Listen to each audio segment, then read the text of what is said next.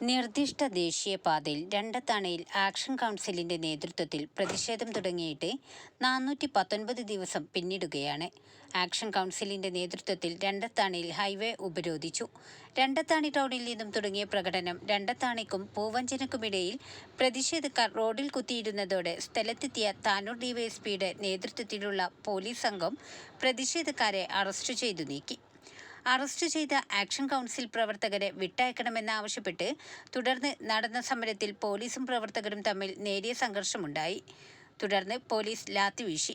വിദ്യാർത്ഥികൾക്ക് വിദ്യാലയങ്ങളിലേക്ക്, വ്യാപാരികൾക്ക് തങ്ങളുടെ വ്യാപാര സ്ഥാപനങ്ങളിലേക്കും പോകുന്നതിനും നാട്ടുകാർക്ക് അത്യാവശ്യ ഘട്ടങ്ങളിലേക്ക് ഹോസ്പിറ്റലുകളിലേക്കടക്കം പോകുന്നതിനും നടക്കാനുള്ള ഒരു നടപ്പാത ലഭിക്കുന്നതുവരെ സമരവുമായി മുന്നോട്ടു പോകുമെന്ന് ആക്ഷൻ കൗൺസിൽ ഭാരവാഹികൾ അറിയിച്ചു.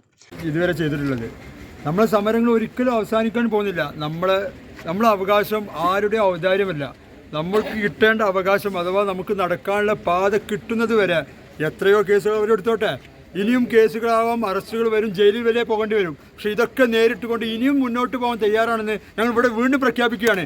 ഇനിയും കേസുകളുടെ എണ്ണം കൂടിയാലും ഈ സമരവുമായി ഞങ്ങൾ മുന്നോട്ട് പോവുക തന്നെ ചെയ്യും. ഇതിൽ ഒരു മാറ്റമില്ല. ഇതിൻ്റെ പേരിൽ ആരും പേടിക്കുകയോ അല്ലെങ്കിൽ നാളെ മറ്റുള്ളവർക്ക് കേസ് വരുമെന്നുള്ള ഭയം ഒന്നും വേണ്ട. ഞങ്ങൾ ഇതിനു മുന്നിൽ അവസാനം വരെ ഉണ്ടാവും. നമ്മൾ ഈ അണ്ടർപാസ് കിട്ടുന്നത് വരെ അവസാനം വരെ നമ്മൾ പോരാടിക്കൊണ്ടേയിരിക്കും. സമരത്തിൻ്റെ വിവിധ ഘട്ടങ്ങൾ കഴിഞ്ഞു പോയിരിക്കുകയാണ്.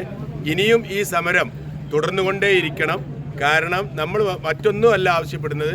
നമ്മൾ ആവശ്യപ്പെടുന്നത് ഈ കുട്ടികൾക്കൊന്ന് സ്കൂളിലേക്ക് പോകാൻ, വൃദ്ധരായ ആളുകൾക്ക് അങ്ങോട്ടും ഇങ്ങോട്ടും കടക്കാൻ, അങ്ങാടിയിലേക്ക് ജനങ്ങൾക്കൊന്ന് വരാനുള്ള ഒരു നടവഴിയെങ്കിലും രണ്ടത്താണിക്ക് ലഭിക്കണമെന്നാണ് നാം ആവശ്യപ്പെടുന്നത്. അത് ലഭിക്കുന്നത് വരെ ഒറ്റക്കെട്ടായി എത്ര വലിയ എതിർപ്പ് വന്നാലും ആ എതിർപ്പുകളെ അവഗണിച്ച് നമ്മൾ ഈ സമരത്തിന് മുന്നിലോട്ടുണ്ടാവും എന്ന് മാത്രം പറഞ്ഞുകൊണ്ട് നാലാമത്തെ സമരമാണ് നടത്തിയത്. ഞങ്ങൾക്ക് അധികൃതരുടെ ഭാഗത്തുനിന്ന് വേറെ ഒരു പ്രതികരണം ഞങ്ങൾക്ക് ഇല്ലാത്തത് കൊണ്ട് ഞങ്ങൾ ഇനി ഈ സമരവുമായി മുന്നോട്ട് പോകും.